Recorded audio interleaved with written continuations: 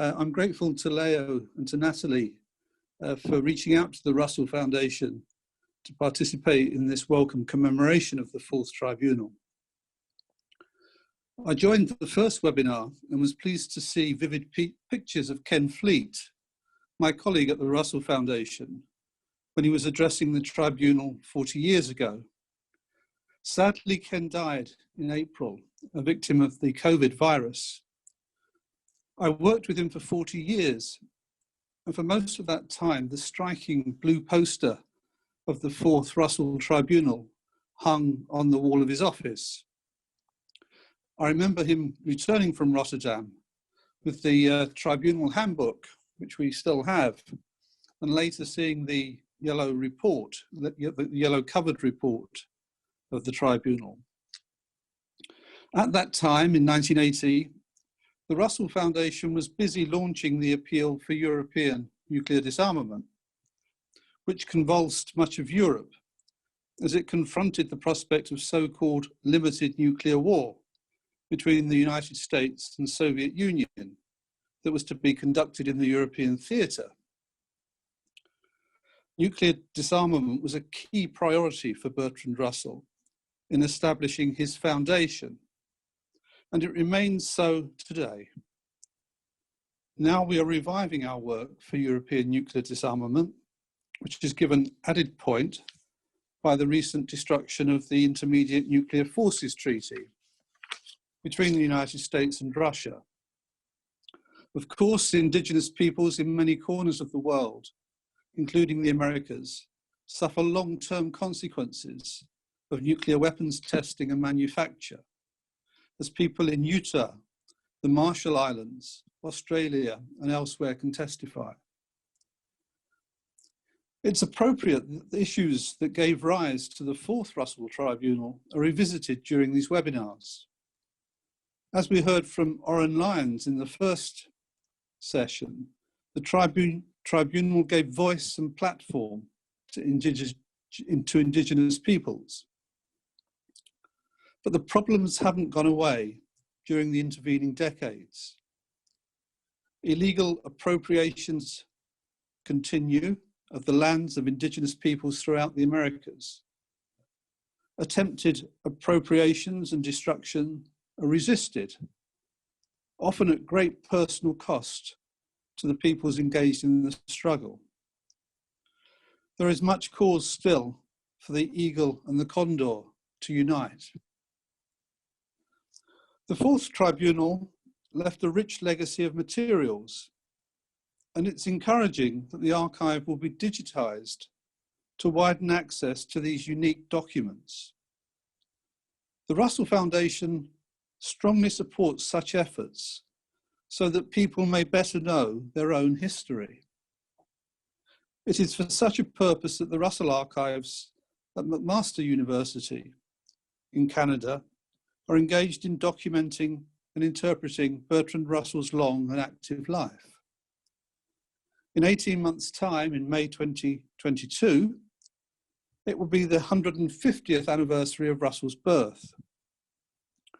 We're making preparations to celebrate the landmark anniversary, as Russell's popularity and appeal attracts new enthusiasts with new translations of his work into the languages of Kazakhstan, Albania, China, and into Spanish and other languages.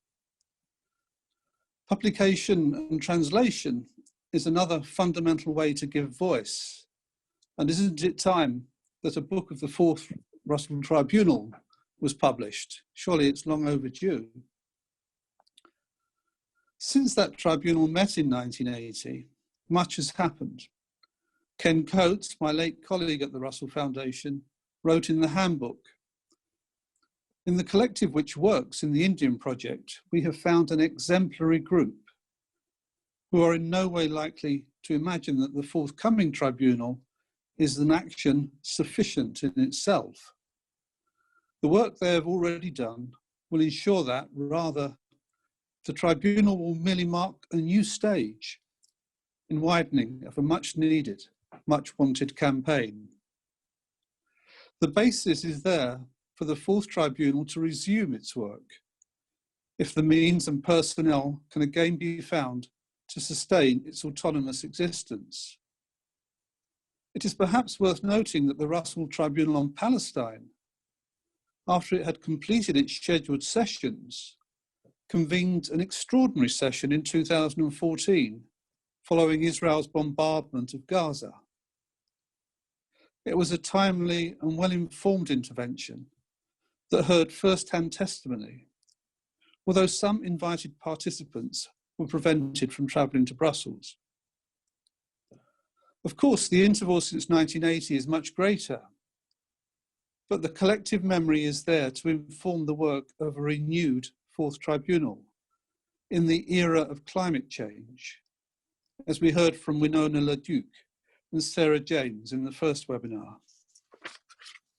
Perhaps this renewal will grow out of the creative work now underway with this commemoration and the ongoing project to digitise the Tribunal archive. Ken Coates went on to become a member of the European Parliament and to chair its Human Rights Committee, which was constantly reminded of the problems of Indigenous peoples. In 1994, he contributed a foreword to the book Indigenous Peoples and International Organisations, edited by Lydia van der Vliet and published by the Russell Foundation. Ken recalled the Fourth Russell Tribunal and how later the UN designated 1993 as the year of the Indigenous peoples. And then the thought arose that a year might not be quite enough to encompass all the necessary repentance. And so it came about that there was the decade of the Indigenous peoples. But these periods are puny in the great span of time. The longevity and wisdom of Indigenous peoples have much to teach the world, if only it will listen. People need to hear the voice which spoke clearly in Rotterdam 4 decades ago and continues to do so now as the climate changes. And as we heard from Sarah James in Alaska, the tree line advances northwards. We wish you well in your long journey. Thank you.